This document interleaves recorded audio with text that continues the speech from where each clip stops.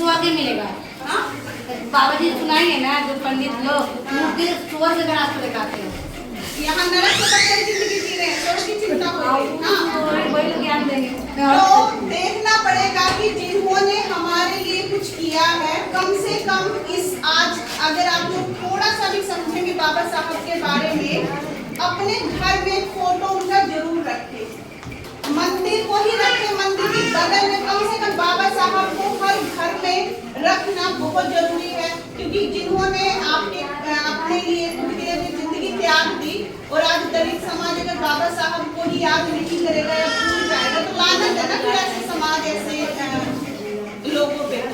तो कम से कम बाबा साहब को जानना है, समझना है, और इनके रास्ते जो इन्होंने बताए वो कैसे पता चलेंगे। यहाँ पे क्या बच्चे स्कूल जाते हैं, पढ़ाई करते हैं?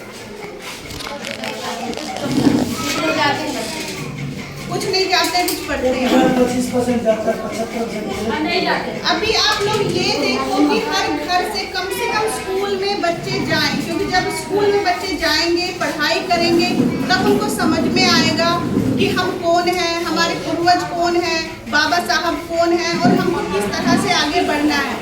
अगर नहीं पढ़ाई किए तो वही नाली, गटर, झाड़ू, पोछा, बर्तन जाके साफ करना वही करेंगे, हम भी वही कर रहे हैं, हमारे बच्चे भी कल को वही करेंगे।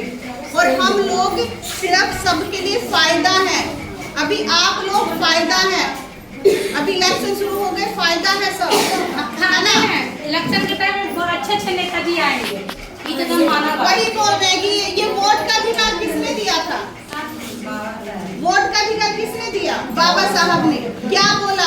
उनका फोटो कभी देखे हो मूर्त तो ऐसे वो इशारा कर रहे हैं, वो इशारा क्या है? वोट अपना अधिकार, संसद तक जाना है। संसद में जो हम नेता चुन के भेजते हैं वो संसद में जाके हमारे हकों की बात करते हैं, तो पढ़ लिख के ही वहाँ तक पहुँचेंगे ना। अगर पढ़ाई लिखाई नहीं करेंगे तो वहाँ तक कैसे पहुँचेंगे? हम बाबा साहब का सपना कैसे साकार करेंगे? तो सबसे पहले ही पढ़ाई लिखाई है, हमको पढ़ना है। जब पढ़ेंगे तभी हम अपने अधिकारों को जानेंगे।